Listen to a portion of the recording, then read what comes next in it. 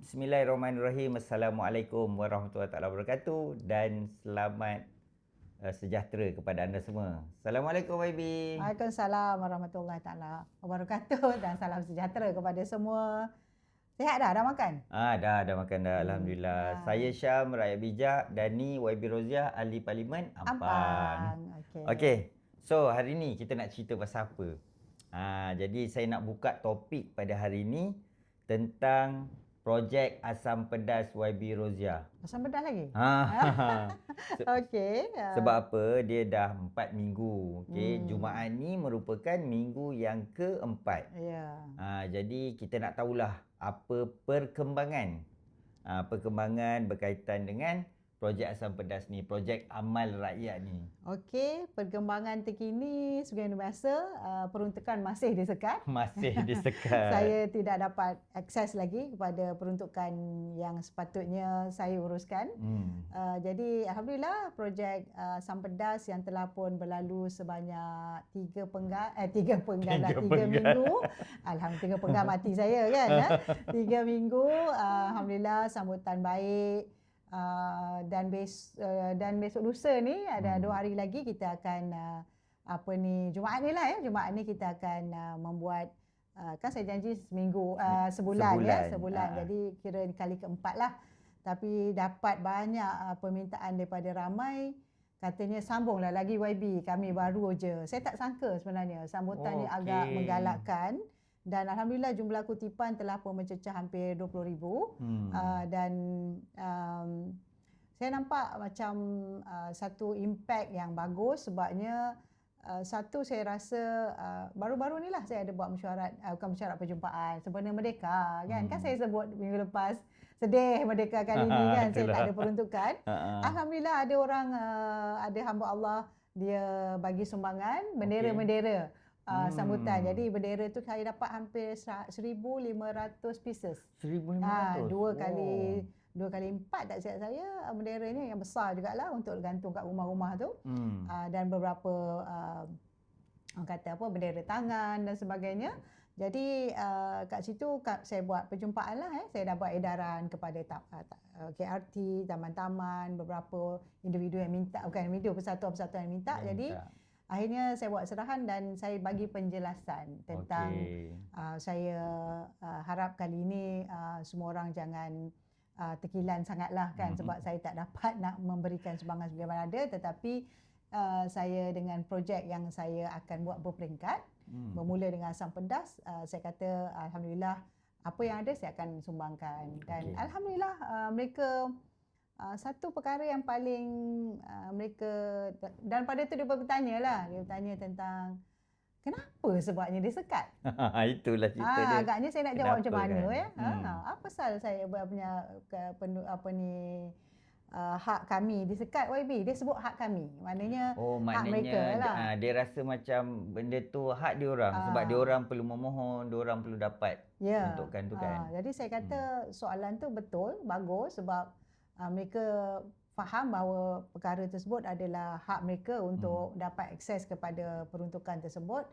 Tapi dia tanya apa yang berlaku, saya kata saya ceritalah tentang permulaan bagaimana saya ada menghadiri satu perjumpaan ataupun hala tuju yang dibuat oleh mantan YB Pandan ni, YB Rafizi.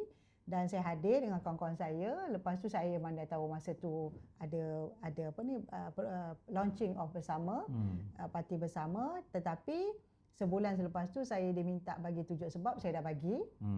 Tapi lepas tu senyap.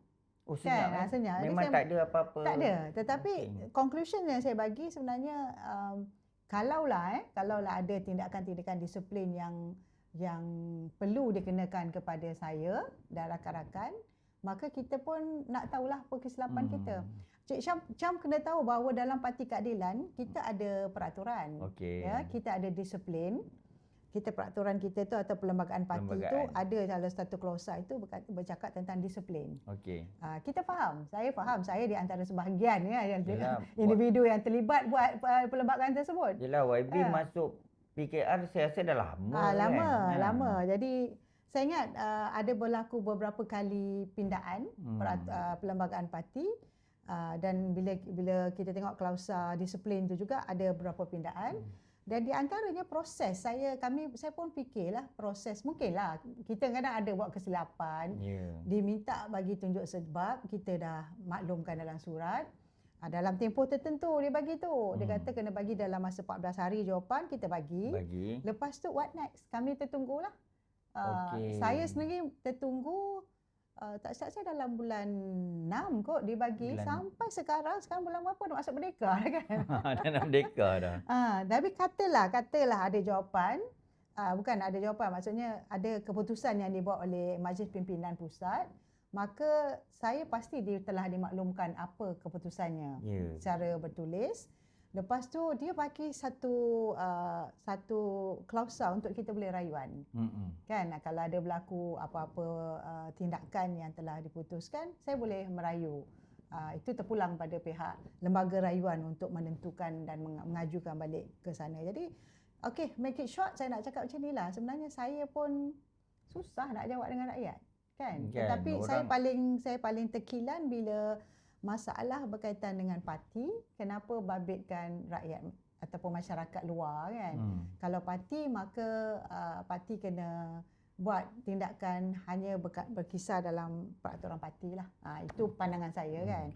Jadi asam pedas kita akan teruskan kan untuk minggu ini. Jadi bagi mana-mana yang belum menyumbang, sila sumbang. Tapi insya-Allah Jumaat nanti saya akan umumkan satu lagi program lanjutan hasil daripada asam pedas. Okey, faham. Okey, yang saya ada tengok dalam surat khabar, dalam media lah. Biasanya pada ketika YB tak dapat akses tu, YB ada keluarkan kenyataan media, kan? Jadi selepas kenyataan media tu, kita dapat tahu bahawa ada penyelaras yang dilantik. Maksudnya cepat je kan? Cepat. Dia kurang daripada 24 jam kalau tak silap saya lah. Jadi ya, betul. Penyelaras tu, dan saya juga dapat makluman bahawa ada orang yang dah dapat bantuan. Yang saya dapat makluman, ada satu WhatsApp group yang mana dia kata dah dapat bantuan daripada penyelaras tu. Jadi saya nak tanya dengan YB, kan, adakah rakyat tahu benda ni ataupun dia diberikan pada orang-orang yang tertentu ataupun macam mana? Saya suka kita bincang benda ni dari keadaan yang kena seingat ya, duit peruntukan ini walaupun di bawah Perdana Menteri, tetapi ia datang daripada duit wang yang disatukan, duit rakyat lah, duit cukai. Jadi kalau saya masih teringat masa saya di Selangor dulu, bila saya jadi Exco, dan MB semua kami dalam jawatankuasa ataupun mesyuarat Exco nak mengumumkan nama penyelaras, kita panggil penyelaras juga di DUN. Kalau contohnya kalau kawasan tersebut pembangkang yang menang, jadi kita ada duit yang nak diuruskan, dibagi, tetapi kepada kita punya wakil rakyat. Ada bagi pada wakil rakyat, maknanya walaupun pembangkang dapat. Ya, di Selangor dia lain sikit. Selangor dapat. Pembangkang dapat, tapi akses dia mungkin tak 100%. Ya, dia dapat 50-50. Tapi 50%, katalah 8, saya tak ingat berapa, tapi katalah semuanya 800,000. Kalau kata 400,000 bagi pada ADUN, maka 400,000 lagi kita kena bagi melalui penyelaras. Penyelaras ni siapa dia? Sesiapa yang dinamakan, tetapi proses dia mesti nama itu diisytiharkan ataupun di-endorse di dalam mesyuarat Exco. Faham. Ini saya tertarik bila Syam tanya tu, kan. Bila dia di-endorse dalam mesyuarat Exco, maksudnya barulah dia boleh ada authority untuk menggunakan peruntukan tersebut. Kenapa? Sebab itu adalah duit rakyat. Bukan duit parti lain, ya. Itu duit rakyat. Itu beza dia lah. Jadi dia ada tanggungjawab untuk mengikuti semua peraturan yang telah pun ditentukan. Satunya yang memohon kena ada hitam putih, yang nak bagi pun ada hitam putih. Ada proses-prosesnya semua-semua, kan. Tapi yang peliknya, apa yang berlaku di Ampang, saya rasa ini semua jawapan yang mungkin boleh ditanya oleh rakyat, kan, tentang penyelaras ini. Apa proses lantikan dia? Saya pun sebenarnya akan tanyalah bila saya dalam Dewan Rakyat nanti, saya akan buat soalan kepada pihak kerajaan untuk jawab mungkin pelantikan-pelantikan mereka yang mengendalikan duit bajet rakyat ini, khususnya duit parlimen, apakah proses yang dilakukan. Ingat ya, saya bagi surat, saya ingat petang kita keluar, saya keluarkan statement tersebut hampir pukul 6 petang macam tu, pukul 9 malam telah dilantik. Telah dinamakan dengan, saya tengok surat itu pun autoritinya yang sign Setpol, ya, bukan Perdana Menteri. Jadi kalau kami di Selangor, kita bawa ke dalam mesyuarat Exco. Ya, tetapi kalau ini saya tak pastilah nama-nama yang dinamakan penyelaras ini prosesnya hanya sebut mulut ke? Jadi ada lantikannya, sebab kena ingat asasnya adalah ini adalah duit rakyat. Duit cukai rakyat. Ya, orang rakyat nak tahu 2 juta ke berapa juta ni bukan duit sendiri, duit rakyat. Jadi kena ada accountability dia, bertanggungjawab dan juga ketelusan di dalam satu, siapa yang dilantik itu, ada ke surat lantikan khas. Kan besok kalau lusa tukar lain-lain, katalah 2 juta itu ataupun berbaki itu macam mana mereka uruskan? Siapa nak bertanggungjawab? Kan? Mana cut off date daripada saya jaga dulu dengan yang baru jaga. Betul. Jadi benda-benda tu, tapi soalan tu juga ditanya oleh rakyat di Ampang atau warga Ampang masa saya jumpa minggu lepas. Dia tanya, YB nak jumpa siapa lepas ni? Saya kata kalau ikut pengumuman adalah namanya, tetapi macam mana prosesnya, orang apa nak digunakannya. Lepas tu saya kata kena tanya Perdana Menteri lah. Saya tak boleh lah nak jawab perkara tersebut kan. Itu yang saya rasa pelik. Kenapa ada orang yang mengatakan senang nak mohon, walhal YB sebagai ahli parlimen sepatutnya YB lah yang lebih tahu kan. Katakanlah contohlah, saya berfikir macam ni, katakanlah ada penyelaras, takkanlah YB tidak dimaklumkan sebab rakyat bertemu dengan YB kan, benda-benda macam tu. Dia Syam, isu dia bukan senang ataupun susah nak memohon. Isu dia adalah permohonan tersebut kenalah ada pertanggungjawapan. Okey, faham. Di sudut macam kalau contoh saya, setiap kali permohonan mungkin kita ambil tempoh sebulan. Paling lama lah patutnya 2 minggu kan. Kenapa? Sebab ada prosesnya. Ada dokumen-dokumen yang nak kena diisikan, salinan kad pengenalan, kan? Kalau NGO-nya betul ke NGO ni wujud, nak kena buat semakan dan sebagainya. Jadi saya tak pastilah kalau kata duit saya, Syam datang minta, saya keluar je daripada beg saya, nak bagi ikut saya lah RM50 ke 50 sen ke kan. Lain ya. Ini duit rakyat. Kita kena ada prosedur untuk menguruskan duit rakyat ini kan. Dan pada saya siapa pun dibagi itu, dia kena dilantik dalam keadaan yang betul. Yang maknanya ada prosesnya lah dilantikan tersebut kan. Tetapi bottom line dia, isu parti kenapa babitkan hak rakyat. Kan saya dipilih oleh rakyat, jadi saya harap pihak Perdana Menteri kena review balik lah perkara ini kan. Yelah, semoga dipermudahkanlah untuk rakyat Ampang. Ya, insyaAllah. Kan? Itu yang paling penting lah. Tapi dah sebulan dekat kan, tapi kita tak dengar lagi apa-apa kaedah dan sebagainya kan. Saya tak tahu, tapi saya tak tahulah kalau di social media kita tahu macam mana nak minta dan sebagainya kan. Ada pula saya dengar baru-baru ni kena melalui NGO tertentu pula. Dah macam mana tu? Kan? Jadi risau saya ni. Saya risau bukan sebab saya tak dapat duit tu, saya risau duit itu cara pengendaliannya tidak sebagaimana yang kami selalu ataupun diminta daripada orang kata SOP-nya dipatuhi lah. Dipatuhi. Okey, kita dah habis dah tentang peruntukan yang disekat tu. Tak habis cerita tu kan. Okey. Sekarang ni kita nak cerita pasal isu rakyat. Okey, kebiasaannya isu rakyat ni ada peranan-peranan ataupun ada kuasa-kuasa yang boleh menyelesaikan isu tu. Dan kadang-kadang mungkin rakyat dia tak berapa faham dan dia tak berapa jelas tentang peranan-peranan yang dimainkan. Kita bawa ke peranan yang paling simple sekali lah kan. Dan kita akan bawa sampai ke atas. Jadi bermula dengan ketua kampung dan kemudian ahli majlis. Lepas ahli majlis, adun. Lepas adun, member of parliament. YB lah. Kan? Okey, jadi dalam Malaysia ni ataupun dalam kawasan tu ada banyak sangat isu-isu kan.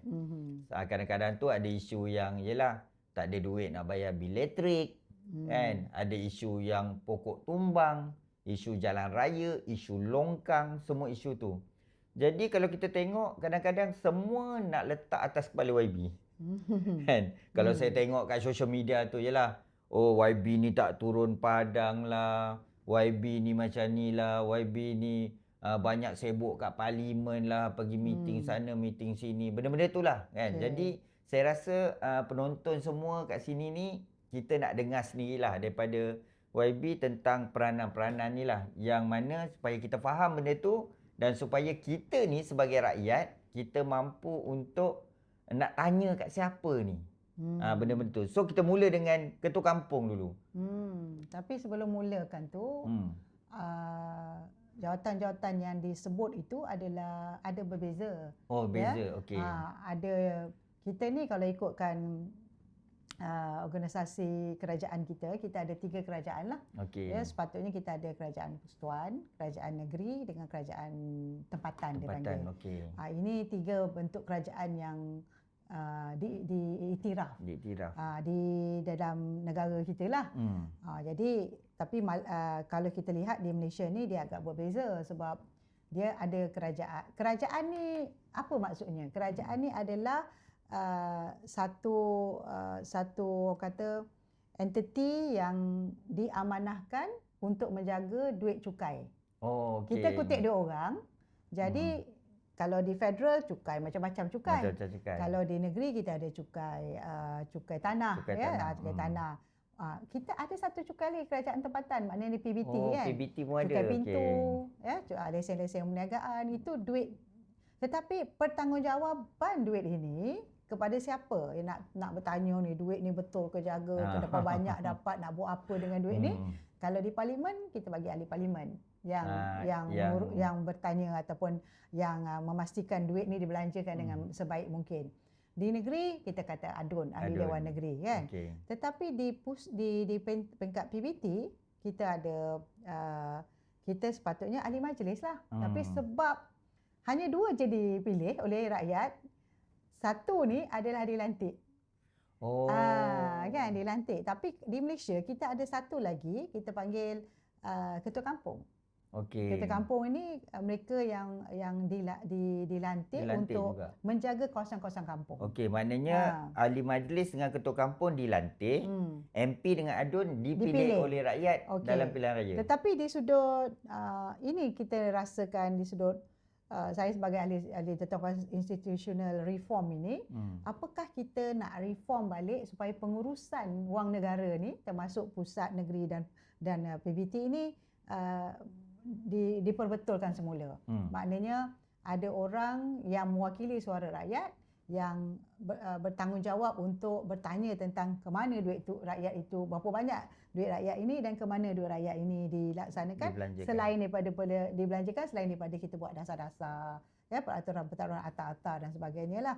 Jadi ketua kampung ni datang daripada mana? Sebab dia jaga kawasan kampung lah. Tapi ketua kampung ni dia dilantik di bawah kementerian. Kementerian juga.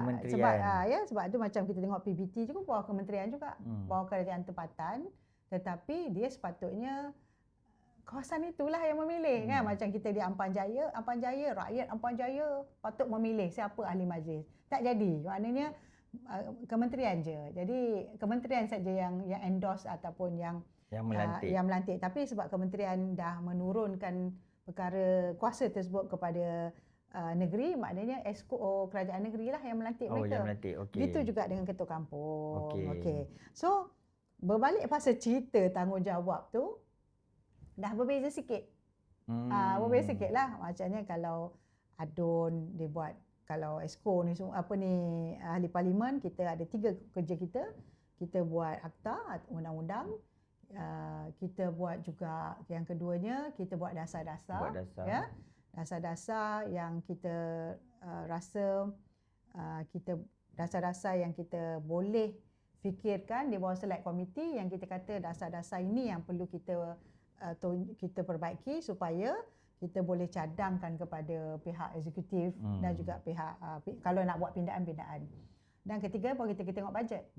Sebab tu kalau kita tengok sesi parlimen itu dia ada selalunya 3 sesi. Kalau di Malaysia lah, tempat lain-lain Di Malaysia kita ada 3. Kita ada sesi kita bincangkan tentang undang-undang, pindaan undang-undang. In between tak ada sesi itu kita ataupun semasa sesi bersidang kita juga buat jawatankuasa. Dan akhirnya bulan 10 ataupun paling selalunya bulan 10 ataupun awal bulan 11 kita buat bajet. Kita bincang pasal bajet. Itu benda besar. Okey.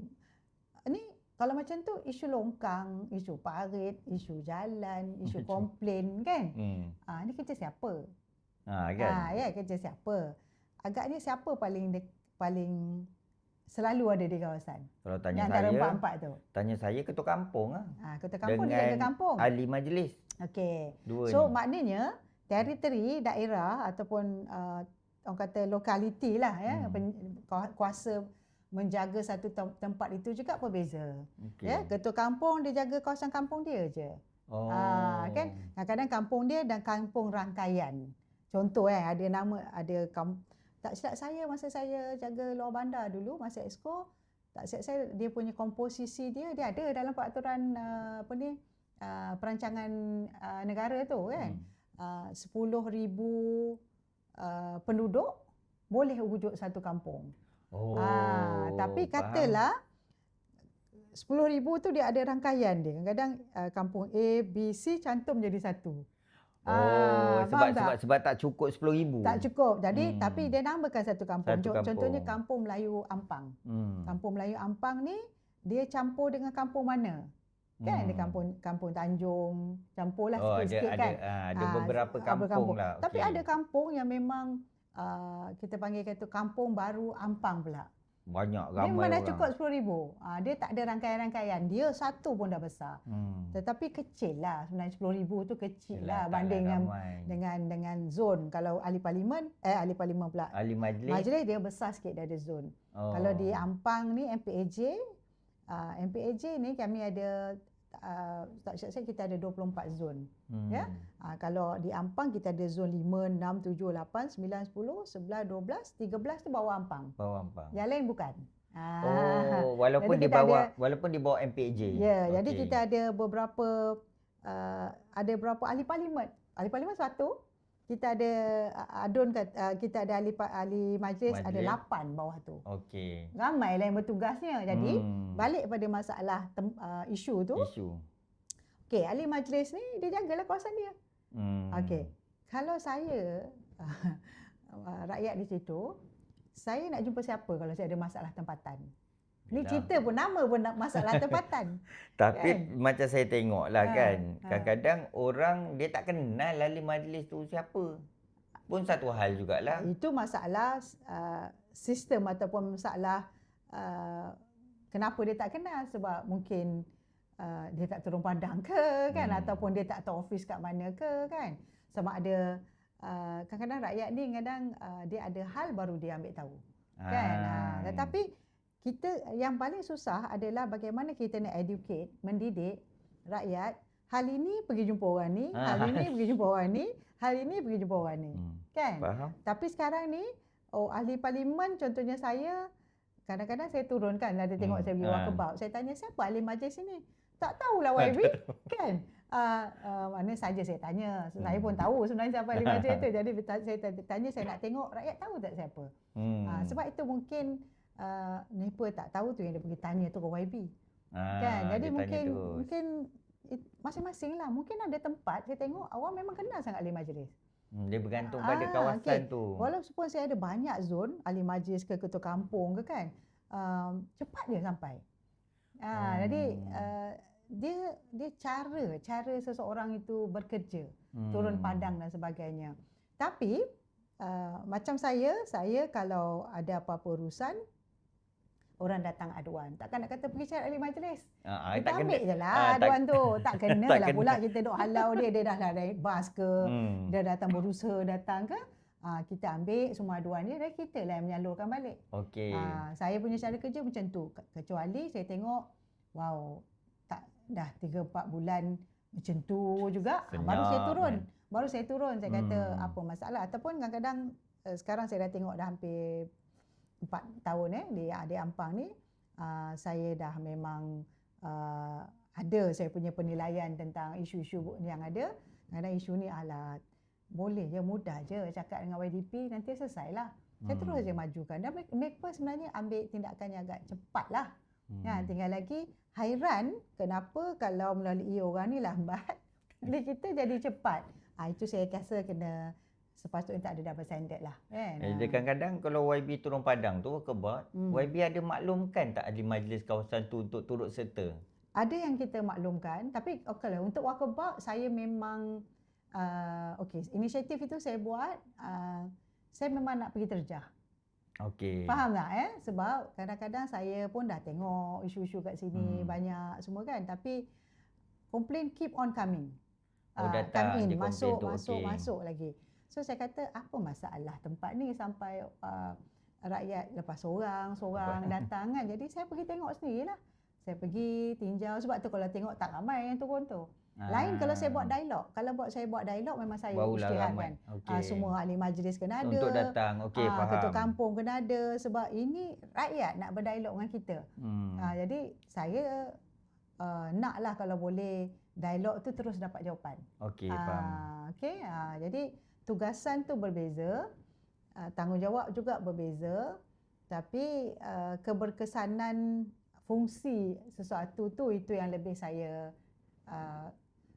saya concern.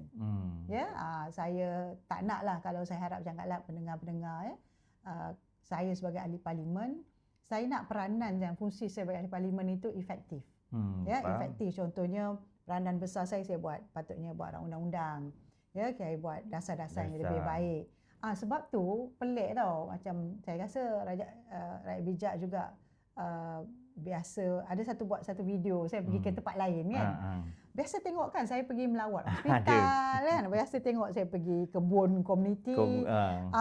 Itu adalah benda yang sampai ke saya. Orang selalu ingat YB ni kenapa kacau tempat orang lain kan. Itu pun ada juga orang tanya kan. Selalunya saya tak akan saya seboleh mungkin saya tak mau ambil kerja orang lain. Tetapi disebabkan saya ada tanggungjawab tambahan. Atas dasar-dasar tadi tu, akta juga, saya dilantik sebagai ahli jawatankuasa biasa untuk orang kata HAPRI, hal ehwal hak asasi. Mana ada 3 benda tu, hak asasi, pilihan raya dan juga institusi reform. Jadi HAPRI nama dia kan. Yang itu saya ahli biasalah, maknanya kami ada 15, kita ada 12 rentas parti. Maknanya semua parti ada kerajaan dan pembangkang. Ada perwakilan-perwakilan duduk dalam tu, dan kita select komiti ni agak orang kata jawatankuasa yang agak ada stature lah. Dan satu lagi, saya adalah naib pengerusi kepada jawatankuasa pilihan parlimen bagi wanita, kanak-kanak dan pembangunan masyarakat. Jawatankuasa ni apa? Kita memantau kementerian. So macam saya kalau jawatankuasa pembangunan masyarakat, wanita dan kanak-kanak ni ada 5 kementerian saya kena pantau. Maknanya 5 tu kena ambil tahu lah. Kena ambil tahu. Jadi katalah dia selain daripada pengerusi, kami jawatankuasa menentukan apa topik-topik yang nak kita bicarakan ataupun nak tengok, kadang-kadang datang surat aduan daripada rakyat. Kawasan ni, kawasan tu, saya pun akan tengoklah. Ini bawah saya punya jawatankuasa tak? Kan? Kalau ada, saya pun nak understand, nak memahami lebih. Kadang-kadang saya ada masa saya pergi ambil tahu. Saya nak tengok. Kalau tengok dokumen-dokumen, dah atas kertas je lah kan. Jadi kalau kita tengok kat bawah, lagi-lagi kita boleh faham lah benda tu. Kita boleh ambil tahu. Itu yang mungkin pendengar ataupun rakyat biasa dia rasa macam YB ni ahli parlimen Ampang, kenapa sibuk kawasan tempat-tempat lain. Tapi sebenarnya kebanyakannya orang approach kita. Kadang-kadang saya dengan makan dengan kat luar, saya pergi mana-mana. Baru ni saya pergi Ipoh kan. Saya pergi Ipoh dan sebagainya. Orang cakap YB macam ni. Lepas tu saya ambil maklum. Tapi saya nilai kalau benda tu saya ada akses untuk bertanya balik pada pihak agensi tersebut, saya akan terus bertanya. Tapi kalau saya rasa macam penting ni, benda ni macam besar tapi kenapa tidak diuruskan. Saya akan tulis surat secara formal untuk pihak tersebut kena bentangkan kepada saya, dan kalau benda tu perlu dibawa ke jawatankuasa, saya akan usul kepada jawatankuasa, boleh tak kita jadikan tu sebagai sesi mesyuarat kita. Contoh, ada satu isu orang asli, dia kata dah bertahun-tahun dia komplain tentang dia sungai-sungai yang tercemar. Hidup dia dengan sungai, situlah tempat hidup dia, mandi, makan dan sebagainya. Jadi kita pun okeylah, kita dapat information tu, kita pengurusi cakap boleh tak kita bawa dalam mesyuarat benda ni. Okay, why not, kita pun nak understand isu ni kan. So select committee kita ni bukan hanya duduk di parlimen mendengar public hearing ataupun pendengaran-pendengaran tertutup ini, kita boleh buat town hall juga. Yang ini sebenarnya tidak dipraktiskan sangat oleh Parlimen Malaysia, yang sekarang ni speaker minta kita supaya menjadi pendengar yang lebih daripada kita asyik bercakap aja. Tapi saya teringat yang saya follow YB punya FB kan. FB Rozak Ismail tu. YB ada, tak silap saya, ada pergi ke mana tak satu tempat tu atas select committee ni untuk mendengar kawasan tu yang ada YB pergi kat penjara ke apa, tak silap saya. Itu ada satu kawasan tu kan. Itu kita nak tengok bagaimana kita tengah planning untuk buat intervention program lah untuk kanak-kanak. Maknanya kanak-kanak ni kita nak tengok ada tak boleh kaedah kita nak beri peluang kedua. Sebab kadang budak-budak Jurvana ni yang nakal-nakal sikit ni, dia ada kesilapan yang dia lakukan tu, kita nak tengok macam mana peluang kedua yang boleh kita bagi. So bila kita masuk ke penjara, kita tengok kehidupan mereka, apakah dia boleh belajar, dia dapat belajar juga macam budak-budak kat luar kan. Ada orang kata dah nakal sangat, biar je lah dia kan. Tak, bagi kita ada tanggungjawab ya untuk melihat apa peluang-peluang kedua yang kita patut bagi. Contohnya kami pergi ke rumah-rumah panjang. Ya, saya pernah pergi ke hospital untuk melihat isu domestic violence tentang OACC. Kami pernah buat public hearing dengan kanak-kanak ya untuk mendengar suara rakyat kanak-kanak tentang isu buli. Macam-macam lah. Jadi katalah satu hari nanti saya ada di kawasan anda tetapi di luar Ampang, jangan terkejutlah. Jangan terkejutlah. Maknanya saya ada authority untuk buat begitulah. Untuk dapatkan input tu. Ya, kadang-kadang orang tanya saya, YB, kenapa YB tak cakap dengan ahli parlimen situ? Kan? Saya hanya boleh, kalau orang datang terkejar, saya takkan nanti saya cakap dengan ahli parlimen, saya pergi dengar lah dulu kan. Tapi kalau ada memang bersurat, saya akan forward dulu pada YB dia, dah tengok ke benda ni, semua faham ke isu ni. Tapi kadang-kadang memang kita memang kadang-kadang kita tak mau maklumkan sebab kita pun nak tengok cara kan. Kadang-kadang kenapa proses ini tidak dibuat, apa masalahnya dan sebagainya. Jadi berlaku tak keadilan dalam perkara tersebut. Faham. So itulah sebenarnya kan. Jadi kalau kita tengok isu-isu ni semua, masalah-masalah rakyat ni di kawasan setempat ni, yang perlu diselesaikan oleh mereka-mereka yang bertanggungjawab terhadap satu-satu perkara itulah. Tak semestinya orang kata apa, satu isu tu datang, semua kena ke ahli parlimen. Semua kena ke ahli majlis atau ketua kampung atau adun. Dah nama kita adalah mewakili rakyat. Jadi rakyat dia rasa siapa yang mudah di approach. Jadi yalah, kita janganlah kata saya tak buat benda ni kan. Maknanya seboleh mungkin kita ahli parlimen, kita berinteraksi dengan empat-empat ni lah. Berinteraksi lah. Maknanya saya angkat telefon, saya tanya ahli majlis ataupun pegawai saya, tolong tanyakan ahli majlis sekejap. Dia tahu tak isu ni contohnya. Kan, jadi mungkin dia terlepas pandang, mungkin dia banyak saya tengok banyak yang saya tak tempat lain lah yang berlaku, contohnya masalah strata lah kalau tengok akhir ni. Sebenarnya semua orang macam stuck, tak tahu nak buat ke mana. Dia mungkin pengalaman dan sebagainya kan. Dia rasa macam macam mana nak buat ni kan. Mungkin dia pun belum sempat lagi jumpa ahli parlimen ke adun ke, benda tu dah sampai pada kami kan. Kadang-kadang rakyat ni memang macam tu, dia pergi sisi kepada semua, kepada Perdana Menteri pun dia bagi tahu kan. Jadi kitalah cara kita mengambil sesuatu isu tu. pada saya senang je. Apa pun kita nak, rakyat nak tengok bagaimana kita selesaikan masalah mereka lah. Ya. Jadi bab saya nak masuk bab pelantikan pula. Kita dah tahulah, sedia maklum ahli parlimen memang dilantik oleh rakyat yang mengundi masa pilihan raya. ADUN pun sama, pilihan raya negeri. Kalau macam ahli majlis dengan ketua kampung ni, dia ada pilihan raya ke ataupun ada satu badan yang memilih ke dengan kelayakan dia ke? Sebab saya kadang-kadang adalah dengar dekat dalam sosial media ni kan. Dia kata, ahli majlis ni macam ni lah, ada yang suka, ada yang tak suka, ada yang macam-macam kan yang kita dengar. Jadi mungkin YB boleh jelaskan siapa sebenarnya yang melantik dua orang ni dan apakah dia punya credibility dia? Dia ni dikenali di kawasan kampung ke macam mana ke? Benda tu. Dia sebenarnya dia sebab dia dipilih, bukan dia dilantik bukan dipilih.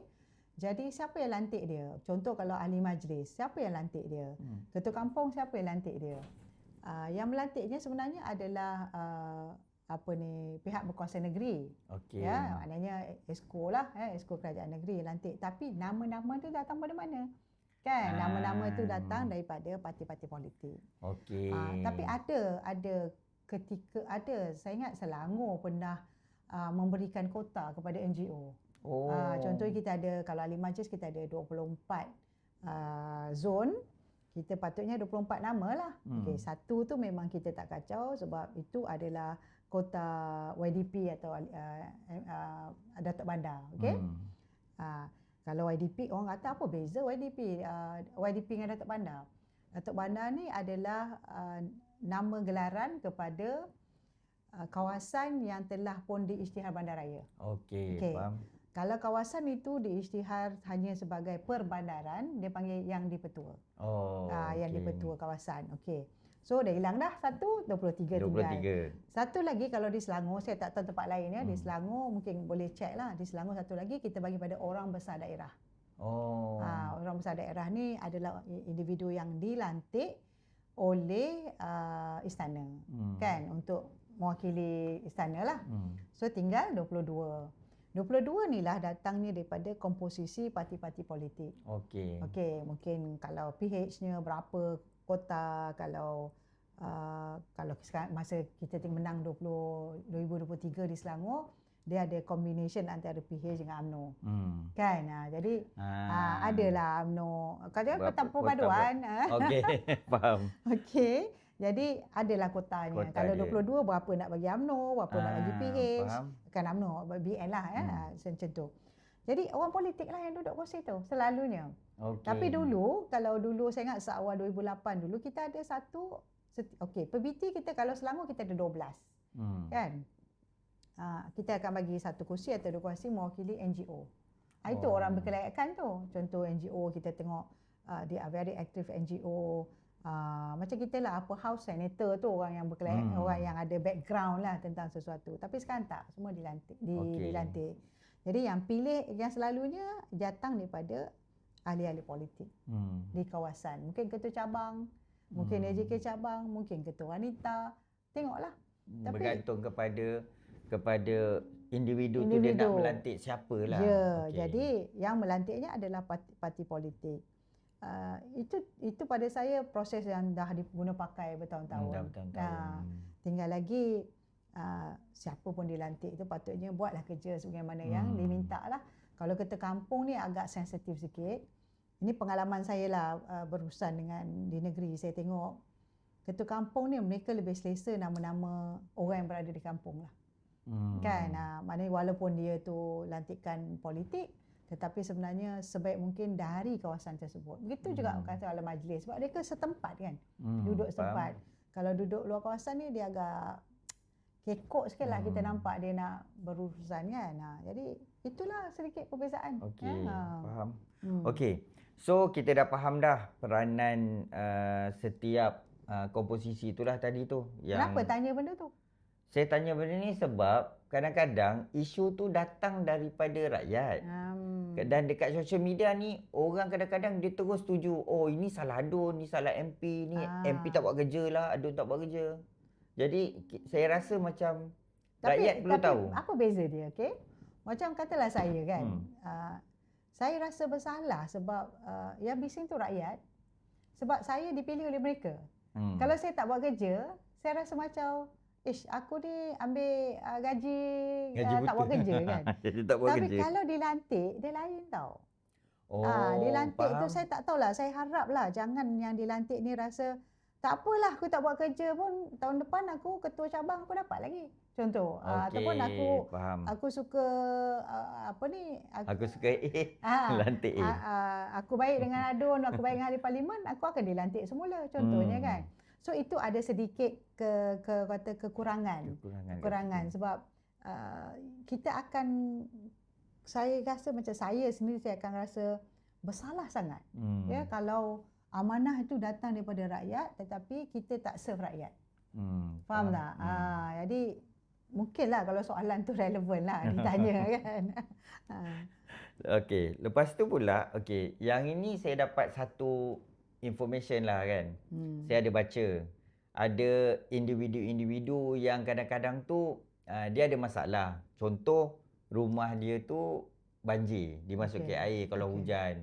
Mungkin sebab banjir dari segi banjir kilat. Kan, dan rumah dia tu dia berdekatan dengan pembangunan.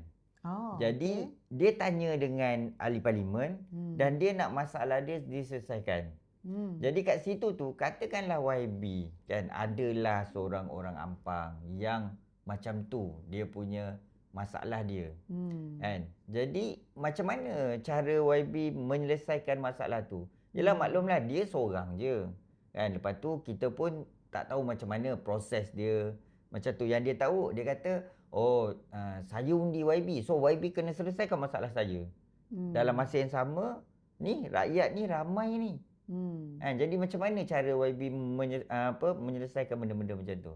Okey, isu-isu macam tu. Dia ada peraturan dia di dalam perancangan bandar dan desa ni kan. Dia bukan masalah seorang ataupun ramai. Masalahnya bila kita nak buat satu-satu perancangan itu, dia mesti bertanya ataupun ada public hearing kan untuk yang ini mungkin kita nak tak normalizekan benda ni. Orang Malaysia ni dia tidak terlibat, bukan tidak dilibatkan. Dia tidak rasa nak terlibat benda tu. Sebab dia tak perasan pun apa sejirang sebelah buat rumah pun dia tak kisah kan.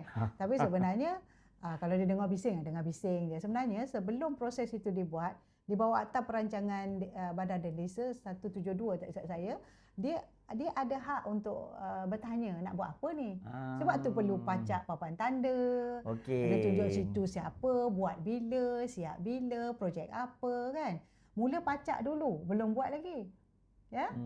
Bila nampak je papan tanda tu pacak, kita ada masa diberi beberapa, saya 14 hari ataupun 28 hari macam itulah untuk buat bantahan. Bantahan tu orang cakap ni bantahan maknanya seseolahnya tak mau pembangunan. Tak, maknanya bantahan sebab saya tak tahu pun benda ni, boleh tak bagi saya taklimat ke? Saya nak tahu apa akan berlaku di sebelah tapak rumah saya. Katalah dia diberikan satu pendengaran lah awam tentang apa yang akan berlaku. Dia tanyalah, kalau buat rumah bertingkat-tingkat ni, jalan masuk tak ada macam mana ni? Kan? Nanti banjir tadi cakap kan? Longkang nanti buat, besar mana longkang? Air orang sebelah buat ni keluar ke mana? Biasa tak kita rasa kita nak terlibat? Kita tak tahu pun sebenarnya kan? Yalah, kadang-kadang tu benda dah berlaku. Dan bila bertahun-tahun benda tu dah bermasalah, dah siap, katalah pembangunan kita selalu 24 bulan kan ataupun 36 bulan. Dah siap tu baru banjir berlaku kan, tak cukup longkang. Developer dah siap dah rumah dia. Kan, pembangunan dah siap, tak kira lah buat banglo ke rumah apa kan. Macam baru ni saya pergi ke di Taman Meru bukan Meru Selangor, Meru di Ipoh di Perak. Dia ceritalah, saya pergi ke rumah sahabat saya lah. Dia cerita, ini kat sebelah keliling ni dia buat pembangunan, dia punya air pembangunan dia tak buat longkang, buat banglo je pun. longkang tu dia tak buat, habis masuk rumah saya. Yang tanah, tak air tanah tu kan. Bertanya macam mana, kebetulan kawan sekolah kan, macam mana ni, kat mana dia nak buat aduan, apa hak dia dan sebagainya. Itulah saya kata, kita manalah nak tahu akta semua, tapi sebenarnya it's all provided dalam akta tersebut. Jadi kita je mungkin tak dinormalisasikan, tak praktis kita hak tak praktis benda tu. Jadi sebab itu perlu tadi ketua kampung, ahli majlis, mereka lah sebenarnya. Dulu mungkin dia pun ambil peranan. Tak payahlah bagi tahu orang sebelah, orang kampung ni kan. Ataupun mungkin pemaju dah bagi tahu, tapi mungkin dia kata tak payahlah dia handle seorang. Tapi tak, sebenarnya hak seorang individu itu dimaklumkan apa-apa pun pembangunan yang berlaku di sebelah tanah dia. Kan? Jadi itu dah siap. Katalah kalau sekarang nak buka taska, tempat tu tak ada taska. Tiba-tiba rumah ujung teres tu nak buat taska. Dia kena dapat tanda tangan tau. Oh, dia kena dia kena minta sekeliling semua tu. Okey. Ada yang tak setuju, tak boleh buat. Sebab apa? Nampak je taska. Taska ni memang perlulah penggunaan atau untuk anak-anak mereka diletak di bawah azuhan yang betul kan. Tapi kereta mesti ramai kan. Katalah taska tu ambil 50 orang budak. Dah berapa banyak kereta tiba-tiba masuk. Ada ke jalan keluar masuk menghalang jaluan ke dan sebagainya. Jadi maknanya kita ni lebih kepada kita tak prevention. Kita lebih kepada dah ada masalah barulah masalah tu timbul. Sepatutnya benda tu kita boleh prevent daripada berlaku kan. Betul. Macam tadi saya ingat semalam kan kita ada duduk dengan TNB kan. Dia macam ni tau. Dia bermula dengan akhir-akhir ni banyak orang cakap kos elektrik tinggi semua kan. Jadi saya pun macam betul ke kan. Kita dah dengar dah dekat parlimen tarif macam ni. Tapi bila mereka datang, dia explain dengan saya, cara baca dan sebagainya. Cuba bayangkan saya wakil rakyat. Saya pun tak ambil maklum benda-benda detail tu. Tetapi at least saya dah tahu cara nak membaca bil saya. Bukan saja tengok jumlah.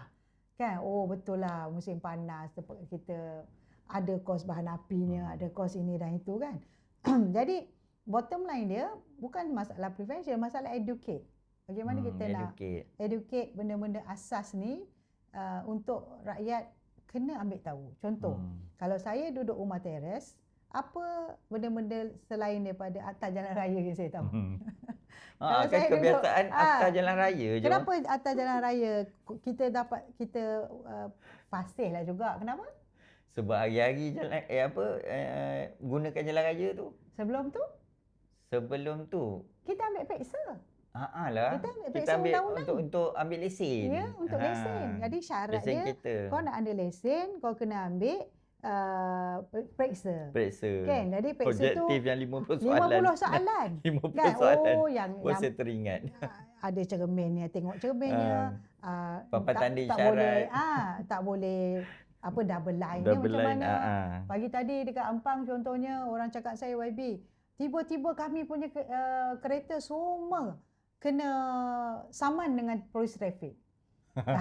Rupanya jalan kat Pekan Ampang tu baru diturap oleh JKR, dia jalan JKR. Oh, line tu tak ada. Jadi dia letak line kuning. Oh, dia letak line kuning. Dulu line dah tak ada, dah tak nampak. Oh, dah tak nampak. Jadi rakyat kat sana memang bayar parking. Okey. Tapi bila dia siap, bukan siap petak parking, dia buatnya line kuning. Jadi kalau itu peraturan, line kuning memang tak boleh parking. Tak boleh parking. Jadi agaknya polis trafik nampak ni line kuning, kenapa kereta ini kan? Saya tak tahulah, saya punya hanya andaian kan, tapi apa yang berlaku saya pun dah minta pihak JKR jawab nanti kan. Jadi itu peraturan. Kalau line kuning gini, kalau double line tak boleh, tak boleh kita memotong kan. Jadi itu je lah peraturan yang memang kita belajar dan ambil peksa. Kita lulus pula tu. Ada undang-undang beli rumah kena beli peksa dulu? Tak ada. Jadi kat mana kita belajar? Tak tahulah kat mana belajar kan. Kat YouTube lah. Ada. Oh, kita kena lulus nak beli rumah teres. Kan? Akta 172 kena baca. Kalau ada apa-apa gini. Betul lah kan. Hatta orang tak pernah baca pun geran tanah dia. Kan? Geran tanah dia tak pernah kata ini hak milik tanah sementara HSM dia panggil kan. HSM leasehold ke freehold ke. Betul tak? Macam di satu kampung di Ampang lah. Bila saya panggil, tahu tak yang sebenarnya tanah-tanah you all ni semua dah kena serah balik pada kerajaan. Terkejut-kejut depa kan. Tapi betul lah Webi, kalau 99 tahun, ni dah nak dekat dah ni, lagi 20 tahun kan dah nak kena serah balik. Bukanlah serah balik, maknanya dia serah balik dan kita mohon balik lah. Jadi maknanya kita pajak balik lah. Jadi saya rasa benda ni adalah satu benda yang penting untuk kita ubah dasar ataupun akta. Kan, betul tak? Tak payah. Akta dah ada. Itu akta yang tak perlu di ni. Kita lah kena faham. Baca geran tu. Contohnya kan. Katalah ini saya buat contoh. Dulu akta tanah tu disebutkan, dia panggil syarat guna tanah dia adalah pertanian. Apa beza tanah pertanian dengan komersial rumah teres? Yalah, macam pertanian tu dia boleh bercucuk tanam, dia tak boleh nak buat bangunan. Lagi benda lagi besar? Cukai, bukan? Cukai dia berbeza. Cukai pertanian tak samalah dengan cukai bangunan. Cukai bangunan. Tak samalah juga komersial. Jadi tiba-tiba katalah kerajaan ada review nilaian tanah. Melompat dia. Kan? Oi, kenapa jadi mahal gini-gini? Sebenarnya memanglah mahal sebab engkaunya tanah kediaman. Kan? Jenis tanah tu adalah kediaman. Ini pertanian lain. Lepas tu katalah satu hari nanti, yang kan sekarang ni kongsi-kongsi geran kan. Satu tapak geran. Zaman dulu kan orang banyak tanah. Gerannya mungkin 2-3 ekar. Tapi dalam geran tu sebenarnya tak boleh buat rumah. Dia hanya dibenarkan rumah dalam suku ekar je. Tiba-tiba rumah dapat rapat, duduk dalam bandar kan. Sekali kena saman, katalah katalah satu hari nanti pejabat daerah, ada polisi kat negeri kata kena perbetulkan balik. Nanti satu hari ingat kita akan bincang pasal tanah ni. Ingatkan saya. So kena saman. Sudah. Sebab guna syarat tak sama. Guna tanah tak sama dengan dalam geran. Patut bercucuk tanam. Tapi sekarang kau buat rumah sewa. Kan? Itu banyak masalah tu. Itu banyak. Contohnya tiba-tiba kita ada satu bidang tanah lama tak pakai, tiba-tiba kita kata tak apalah kau buang sampah lah kat sini.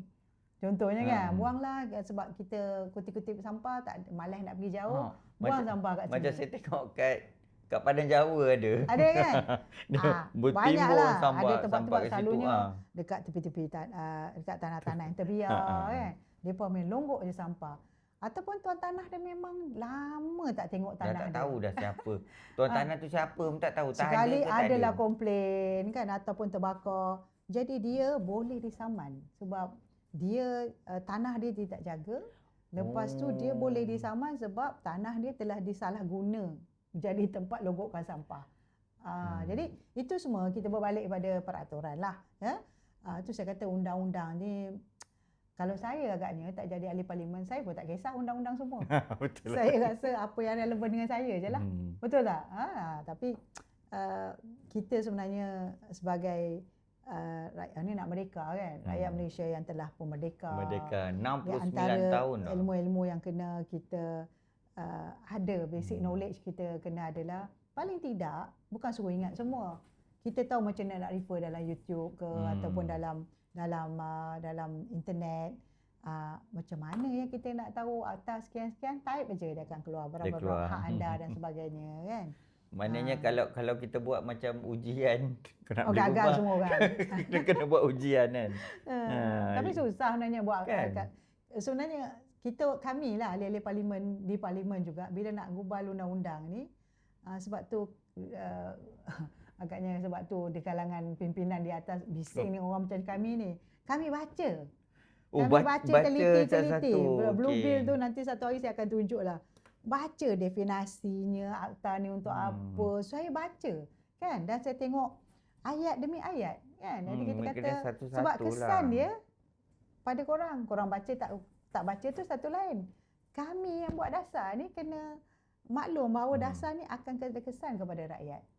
Itu penting tu kan. Kadang-kadang rakyat ni dia tak faham benda tu. Bila datang satu masalah, habis disalahkan orang ahli parlimen kat kawasan dia kan. Sebab tu saya kalau daripada dulu lagi masa saya di Shah Alam ataupun di Ampang sekarang ni, orang cakap YB boleh tak bagi sokongan untuk saya kurangkan saman contohnya. Okay. Saya selalu berat hati sebab bagi saya berat hati nak bantu sebab saya buat undang-undang. Kan? Jadi kalau saya kata tak apalah langgar je lah undang-undang ni, tak betul lah kan. Dah salah bayar je lah kan. Dah salah kena bayar lah. Jadi undang-undang adalah untuk kena dipatuhi. Bukannya undang-undang untuk menyusahkan lah. Okey, kita dah 55 minit dah baby. So kita ada 5 minit je lagi. So yang terakhir ni mungkin dah tanya pada pendengar ada topik-topik apa yang dia pun nak dengar. Itulah. Kalau anda ada apa-apa topik yang anda rasa nak kami kupas, especially YB Rozia, jadi anda boleh komen kat bawah. Komen kat bawah. InsyaAllah admin akan baca dan insyaAllah kita akan bawa topik-topik tu. Tapi sebelum tu saya nak just orang cakap kenapa YB tak suka kupas isu-isu semasa. Saya boleh je kupas tapi saya rasa banyak lagi orang yang lebih handal-handal yang boleh kupas kan. Tapi cerita-cerita macam ni, santai macam ni, saya rasa lebih relevan ataupun dekat dengan rakyat. Yang kadang-kadang kalau saya tak bicarakan, tak adalah sangat exposure kupasan macam ni kan. Jadi let's sembang-sembang santai macam ni. Untuk dalam masa sembang-sembang ni kita ada edukasi pendidikan juga lah, kita didik bagaimana nak laksanakan sesuatu lah. Jadi sebab tu kalau mungkin pendengar boleh tanya kalau ada isu-isu di kawasan setempat, bagaimana nak tangani. Jadi just type kat bawah tu, nanti kita akan kumpulkan, kita cuba jawablah benda-benda yang dekat dengan anda. Dekat dengan anda, jangan isu-isu besar yang itu kan. Dekat dengan anda, bagaimana nak overcome isu-isu yang ada lah.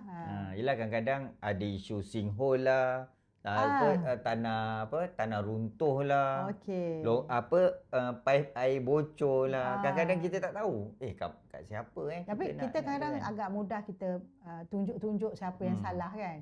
Tapi sebenarnya tak semudah itulah.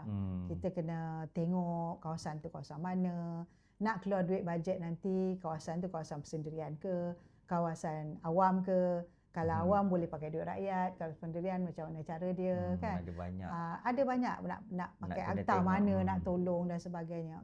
Itu wajarlah untuk mendidik anda semua yang mendengar insya-Allah kan. Okey, so akhir sekali jangan lupa asam pedas YB Rozia hari Jumaat berapa bulan? Special sikit asam pedas kita kali ni. Hari Jumaat berapa bulan? Saya pun dah lost track dengan tarikh kan. Okey, saya hari ni 26. So 27, 28. Kali ini kita gandingkan dengan jualan murah. Okey. Jualan murah untuk tapi kita buat bukan di depan office saya, kita akan buat di tempat parking ujung sikit. Kan ujung sebab kita perlu untuk jualan murah sekali lah. Tapi itulah sila bantu kami untuk ataupun khususnya Pusat Khidmat Rakyat Ampang untuk kita menderma, merasa dan akhirnya kita bantu sama-sama sendirilah ya. Alhamdulillah saya agak syukur kerana walaupun sesuap orang kata semangkuk asam pedas tu sebenarnya banyak sangat artinya kepada kami di Ampang ya, insya-Allah. Alright, terima kasih semua. Okey, semoga anda semua sihat sejahtera, selamat menonton dan minta maaf kalau ada salah dan silap. Okey, terima kasih YB. Sama. Untuk kali ini kita jumpa lagi di masa yang akan datang. Okey, jumpa lagi. Bye bye.